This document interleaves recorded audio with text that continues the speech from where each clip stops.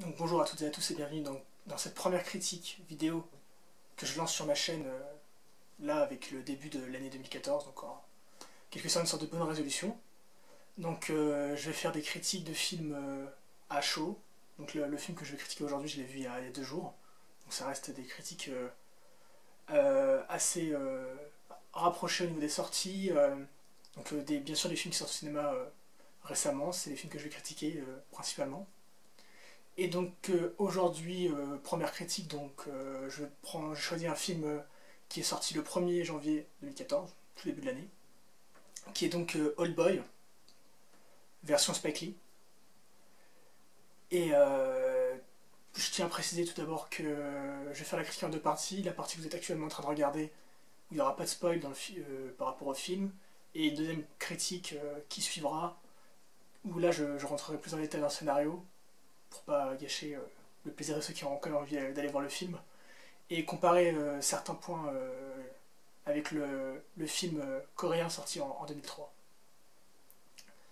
Donc on va d'abord stacker voilà, cette version de Spike Lee. Donc il faut savoir que quand le film coréen est sorti en 2003 et qu'il a eu un certain succès à Cannes, en gagnant le Grand Prix je crois du jury, présidé par Tarantino à l'époque, le film a eu un certain succès d'estime au niveau public. Et les Américains, dès qu'il y a un film qui marche, ils se disent, un film étranger bien sûr, ils se disent on va en faire un remake. Donc le projet était en gestation pendant de nombreuses années. Il y a eu une histoire à l'époque de Spielberg qui voulait réaliser le projet, produit par DreamWorks. Donc ça a tourné, c'est tombé entre les mains de Spike Lee. Donc c'est plus du tout produit par DreamWorks, c'est pour ça que ça a été évité. C'est Spike Lee qui a récupéré le projet. Et donc Spike Lee, pour présenter rapidement en 2 mots, c'est cinéaste assez adepte aux polémiques, on peut dire ça, qui réalise des films pro cause black américaine. Voilà, c'est un cinéaste assez engagé, et qui depuis le début des années 2000 a vu sa carrière comment dire, battre de l'aile, et qui a donc commencé à accepter des films de commande, en quelque sorte. Donc Old Boy est un des films de commande qu'il a accepté. Donc il y avait eu tout d'abord la 25e heure avec Edward Norton et Inside Man avec Denzel Washington. Donc il a maintenant une carrière, on peut dire une filmographie comme en 2 branches, une branche plus artiste où c'est lui qui écrit ses scénarios, qui réalise ses projets, et une branche film de commande voilà avec Old Boy le dernier sorti. Donc au casting on retrouve Josh Brolin dans le rôle principal, qui dans le film s'appelle Joe Doucette, je crois, Joseph Doucette. Elizabeth Olsen qui joue une sorte de médecin de la Croix-Rouge militant qui va aider le personnage principal. On retrouve Samuel L. Jackson dans le rôle d'un tortionnaire, et Sharlto Copley, je sais pas comment on prononce son nom, l'acteur sud-africain qu'on a retrouvé dans District 9 et dans Elysium, qui a une carrière qui explose maintenant grâce au succès des 2 films cités là, qui joue le rôle du méchant. Donc Old Boy, tout d'abord, qu'est-ce que c'est?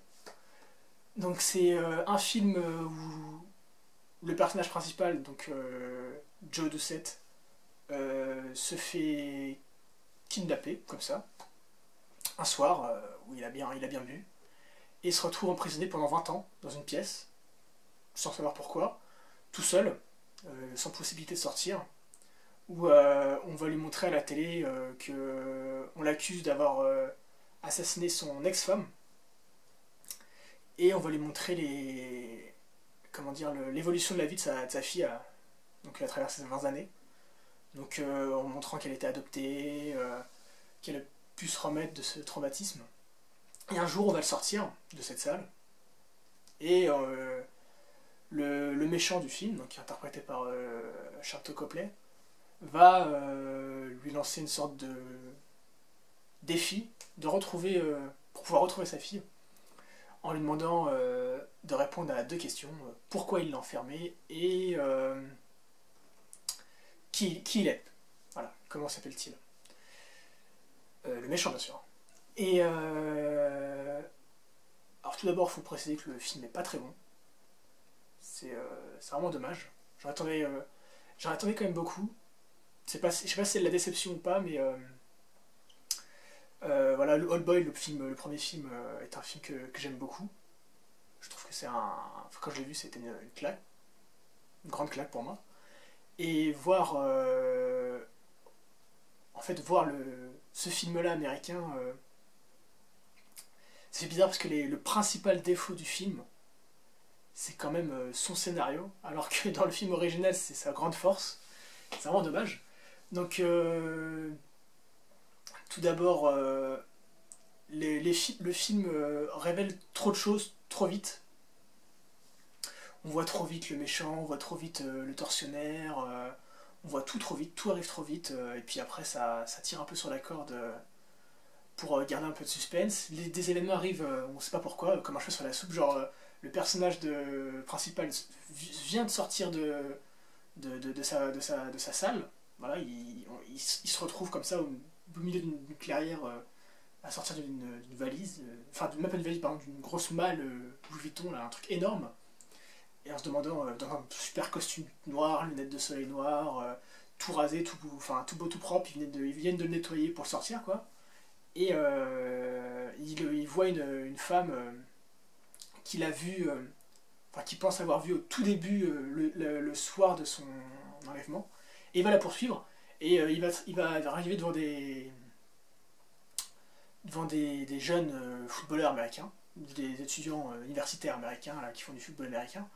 Et quand il va vouloir attraper la femme, elle va crier ah lâchez-moi, elle va partir. Et les mecs qui sont juste derrière, ils n'ont jamais vu la fille, ils n'ont jamais vu le personnage principal. Ils arrivent à 5, ils commencent à le battre, enfin à le frapper. Comme ça. Bah, je veux dire, je sais pas si aux États-Unis tout le monde fait ça, mais je trouve ça arrive comme ça. Dans le cinéma, je me disais mais c'est pourquoi je comprenais pas. C'est arrivé vraiment comme un cheveu sur la soupe. Et bien sûr, ils se font défoncer la tronche parce que le personnage principal, donc Doucet, s'est entraîné pendant 20 ans, enfin pas pendant 20 ans, mais il s'est entraîné au combat, parce que vu qu'il avait rien à faire, autant se muscler, au lieu de se tourner les pouces dans sa prison. Et voilà, donc il y a beaucoup d'événements qui sont comme ça, un peu invraisemblables, alors que c'est vrai que l'histoire est quand même invraisemblable. Un type qui se fait enfermer pendant 20 ans et qui sait pas pourquoi il se fait enfermer pendant 20 ans, c'est vrai que c'est bizarre, mais de là à amener des événements comme ça un peu vraiment trop farfelus, le film le film tout d'abord est très kitsch, que ce soit dans le design des personnages, le design de Samuel L. Jackson dans le film est horrible. Je veux dire, ça colle pas du tout au reste du film. Tout est super réaliste et les personnages, voilà, le Samuel Jackson est là, donc black, avec une crête comme ça, blonde, des piercings, ils se pointent avec des manteaux rouges vifs, avec des cols roulés, enfin des cannes avec un diamant dessus, alors qu'il est torse nu dans une sorte d'usine désaffectée, le truc c'est n'importe quoi. Le personnage alors le pire c'est le personnage de Sharlto Copley, il a un design à vomir, avec une sorte de barbe taillée dégueulasse. Il est en plus le personnage qui doit jouer est ultra efféminé, c'est vraiment la folle, au sens de la folle gay, comme ce qu'on voit dans la cage aux folles, c'est ça. Tout ça parce que le personnage est censé être, c'est pas dit explicitement dans le film, j'y reviendrai dans la deuxième partie, mais est censé être voilà, gay, et donc on a fait une folle comme ça. Je trouvais ça horrible comme personnage, il a aucun charisme, il fait pas peur du tout, t'as l'impression que. C'est vraiment. Je trouve que le personnage est raté. Après, ça reste comme mon avis, bien sûr. Si vous avez adoré ce personnage, tant pis pour vous. Hein, tant pis pour vous, moi je trouve ça horrible comme personnage. Donc voilà, les acteurs en général jouent relativement bien. Le seul souci c'est le personnage principal, enfin Josh Brolin, je sais pas ce qu'il a dans le film, mais il joue super mal. Je crois pas une seconde. Là, il joue le pire c'est qu'il joue super mal la colère, alors qu'il est censé être jouer un personnage qui est énervé tout le long du film, qui a envie de défoncer la gueule à tout le monde, et puis là, t'y crois jamais.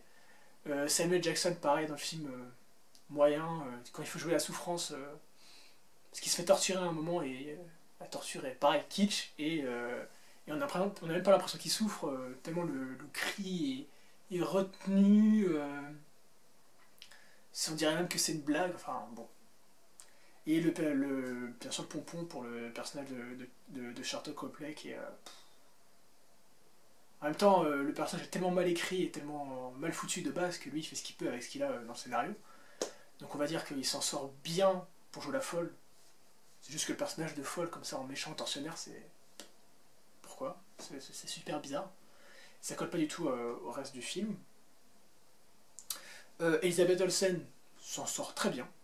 C'est peut-être la meilleure des actrices du film. Enfin, des acteurs du film, même. C'est la meilleure. Celle qui s'en sort le mieux, on va dire. Et voilà, donc pour les acteurs, c'est à peu près tout. Donc je vous ai dit, principaux problèmes de scénario, voilà, assez mal écrit, je trouve. Ah oui, par contre, oui, pas parler de la mise en scène de Spike Lee. Donc on vient chercher Spike Lee.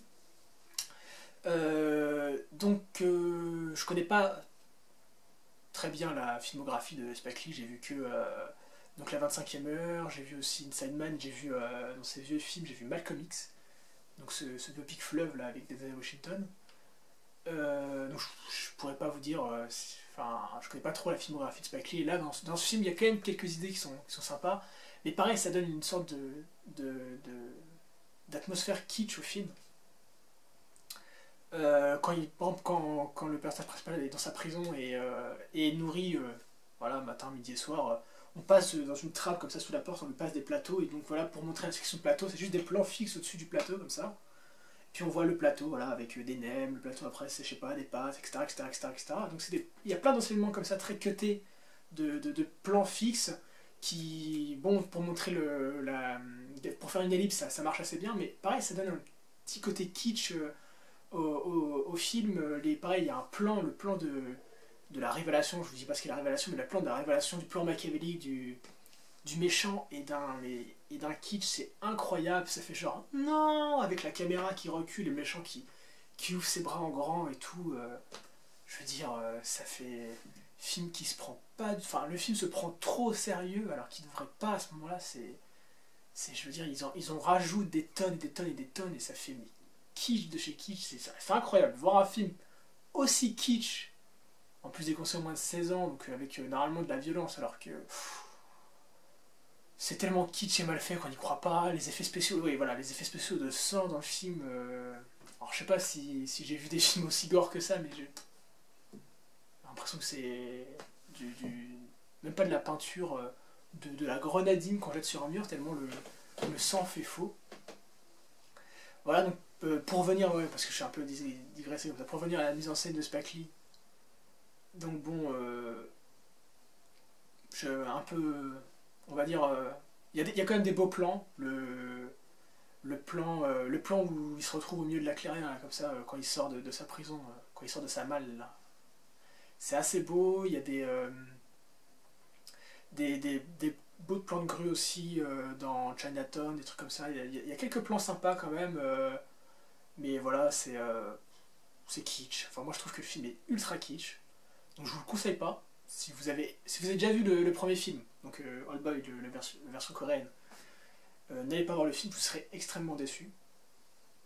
Et le film fait un four complet au box-office, et je comprends pourquoi. J'ai eu du mal à le voir. Quand j'ai voulu le voir, il y avait plus que, je crois, 2 salles qui le passaient dans Paris. Et pas 2 cinémas, 2 salles, juste 2 salles. Pourtant c'est juste la 3e semaine qu'il est à l'affiche. Donc il fait un vrai four au box-office et je comprends pourquoi en ayant vu le résultat final. Donc en conclusion, Old Boy version Spike Lee, c'est pas bien. C'est pas bien du tout. Et j'espère voir de meilleurs remakes cette année. Je sais pas ce qui va arriver comme remake. Mais j'irai plutôt revoir et revoir le film de Park Chan-wook sorti en 2003, que je vous conseille fortement. Voilà, donc c'était tout pour cette première critique. Je vous souhaite de voir de beaux films, de pas aller voir Old Boy, parce que c'est pas bien du tout. Et je vous dis à la prochaine. Bye bye.